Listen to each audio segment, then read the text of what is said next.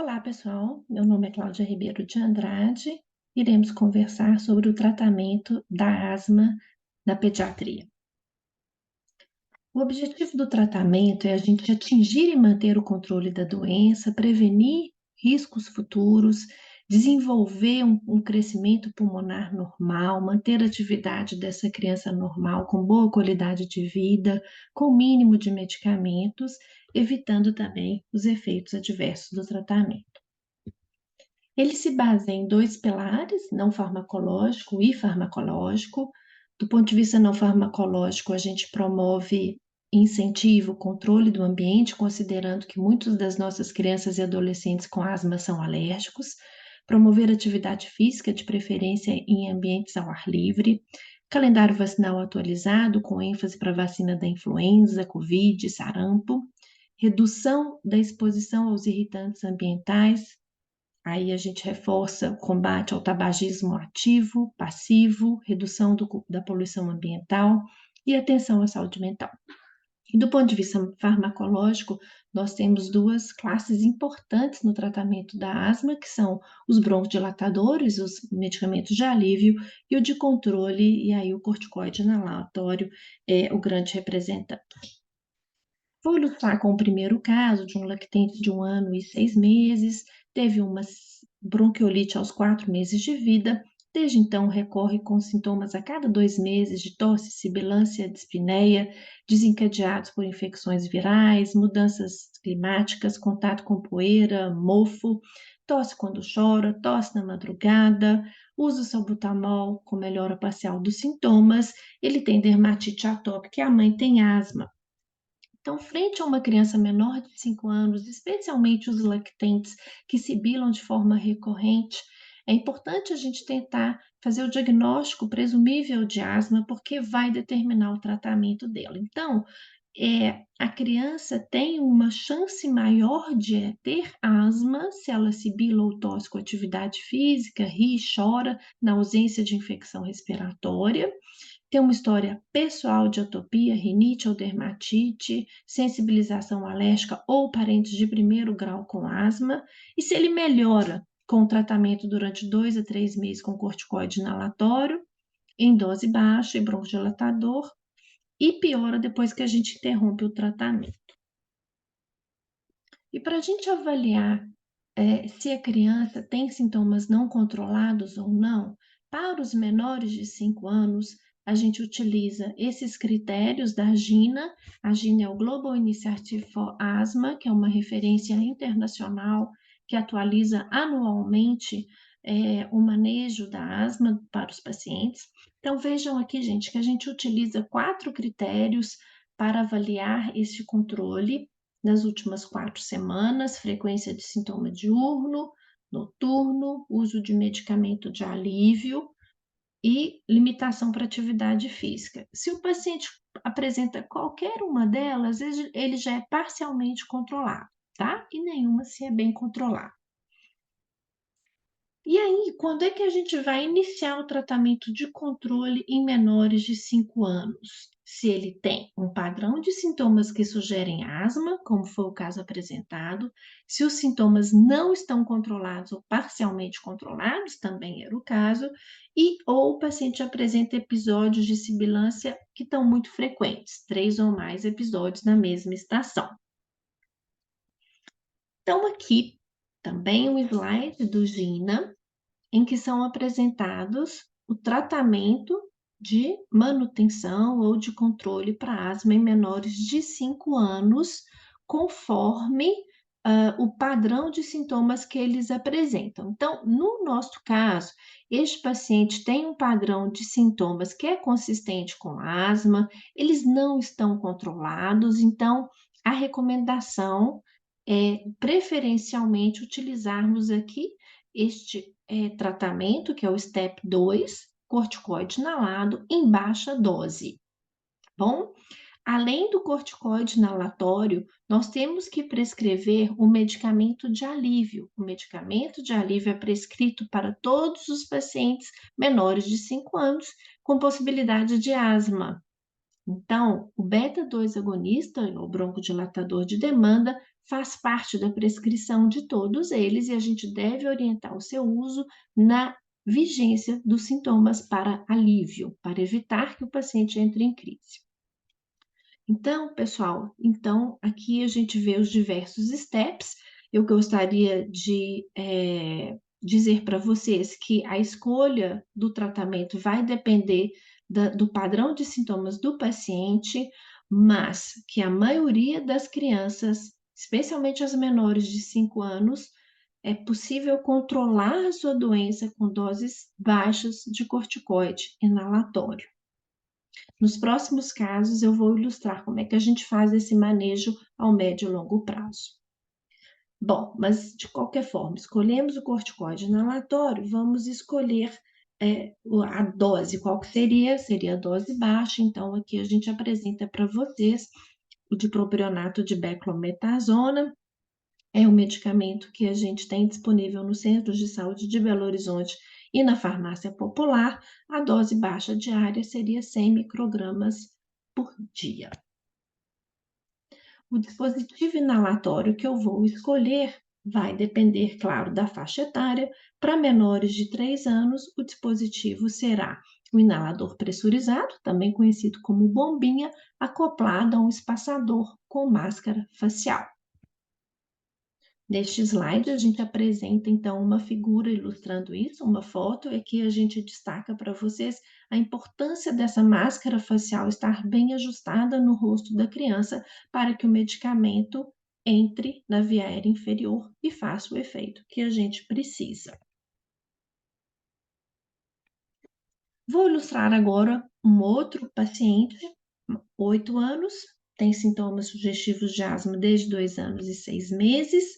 Ele não faz segmento regular desde os 5 anos, ficou bem até março de 2023, mas voltou a frequentar pronto atendimento devido ao aumento da frequência dos sintomas nos últimos 7 meses, várias crises com necessidade de ir a serviço de pronto atendimento, usa salbutamol e corticoide oral em 6 ocasiões, muita coisa, com melhora.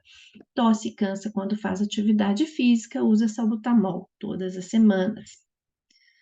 Então, vamos ver o diagnóstico da asma, é compatível? Aqui agora a gente vai avaliar o controle da sua doença, e aqui para pacientes de 6 a 11 anos, a referência também é o GINA, os critérios são os mesmos que a gente vai ver nas últimas 4 semanas, a saber, sintoma diurno, se acordou à noite por asma, frequência de uso de medicamento de alívio e limitação para atividade física. O que diferencia das crianças menores é a frequência, que aqui é um pouco maior, é 2 vezes, nos menores uma.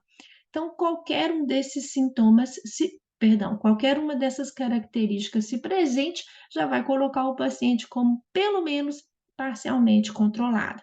Lembrar, gente, que qualquer exacerbação no período, ou seja, se nas últimas 4 semanas teve alguma crise de asma, já classifica a asma do paciente como não controlada.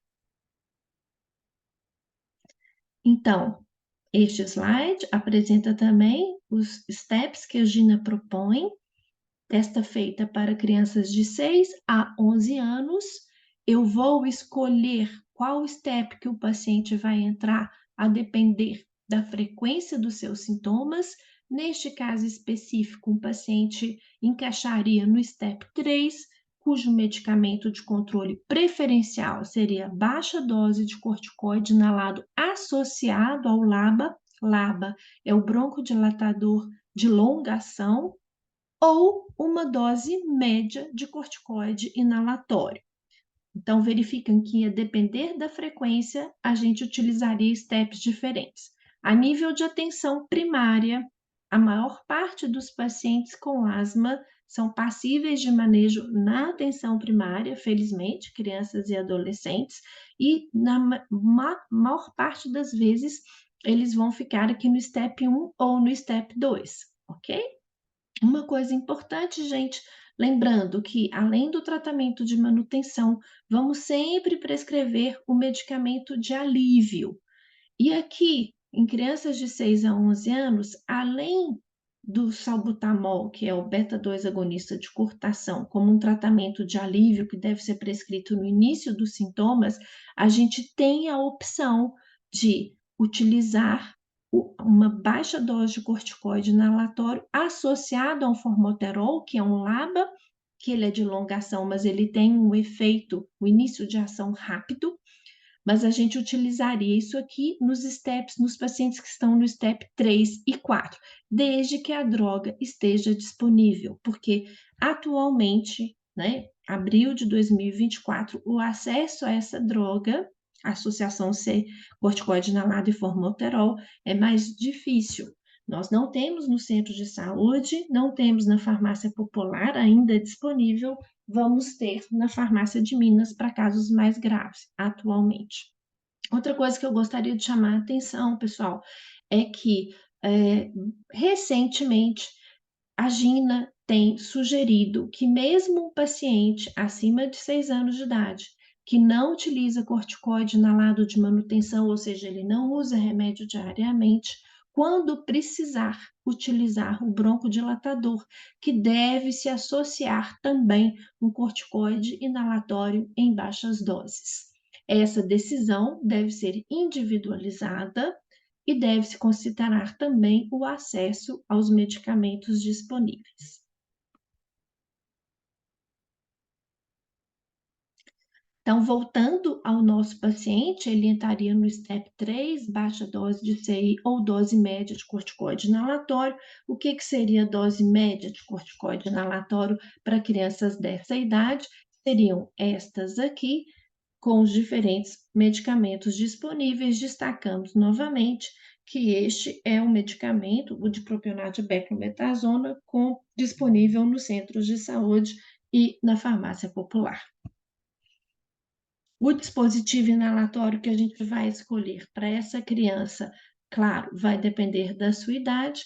Um preferencial seria o inalador de pó, um alternativo que utilizamos muito porque são mais facilmente acessíveis pelos motivos que eu já expliquei, seria o inalador pressurizado associado a um espaçador com peça bucal.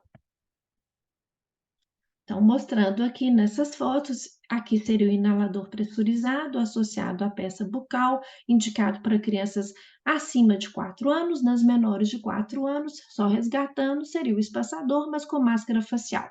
E aqui o inalador de pó, que são dispositivos também preconizados, seriam o preferencial. O problema realmente é a questão da disponibilidade, considerando que eles têm um custo maior comparado com esse tipo de dispositivo. Então, ainda ilustrando com este caso, uma vez que a gente inicia o tratamento de manutenção, é fundamental que a gente avalie esse paciente periodicamente, que asseguramos um vínculo importante, tranquilo, com a sua família, com essa criança. Ele tem que voltar dentro de 1 a 2, 3 meses para reavaliação. E vamos imaginar então que este paciente ele retornou depois de 2 meses, ele teve uma melhora, está usando corticoide inalatório em dose média, mas ele mantém tosse noturna e uso do medicamento algumas vezes na semana, ou seja, então ele não está controlado ainda. O que a gente deve fazer? Primeiro, será que meu diagnóstico está correto? Né? Será que ele tem alguma comorbidade? Tem uma rinite alérgica ou mesmo uma rinocinusite que eu preciso tratar para que ele melhore? E outra coisa muito importante, verificar a técnica inalatória e adesão ao paciente, e adesão ao tratamento deste paciente, que são disparadas as principais causas de ausência de controle de um paciente com asma. Então, pessoal, antes da gente aumentar os steps, né? Estou no 3, vou para o 4, estou no 2, vou para o 3, é verificar antes adesão, técnica inalatória, a verificar comorbidades, verificar também controle ambiental, ou seja, o que a gente chama de verificar o básico. E aqui a gente ilustra para vocês situações de vida real, de dispositivos inalatórios em marcos, condições de higienização ou montados de forma inadequada que vão comprometer a eficácia do tratamento. Então, é muito importante que a gente verifique esses dispositivos. Então, a gente sugere que vocês, além de examinar a criança, que vocês peçam ela para trazer os seus dispositivos inalatórios, que vocês verifiquem como elas estão utilizando, porque na maioria das vezes o problema está aí e ele é fácil de ser resolvido. Em linhas gerais, então, pessoal, um paciente com asma não controlada, vamos iniciar o corticoide inalatório, vamos reavaliar esse paciente a cada 3 meses, ver seu nível de controle, esclarece dúvidas, educa sobre a doença. Está controlado nos últimos 3 meses, vamos reduzir a dose. E se está controlada por 1 ano, é possível suspender. Mas é importantíssimo que a gente garanta o acompanhamento dessa criança, adolescente, porque pode ser que, mesmo que ela se controle e fique sem necessidade de tratamento diário, ela venha a precisar posteriormente.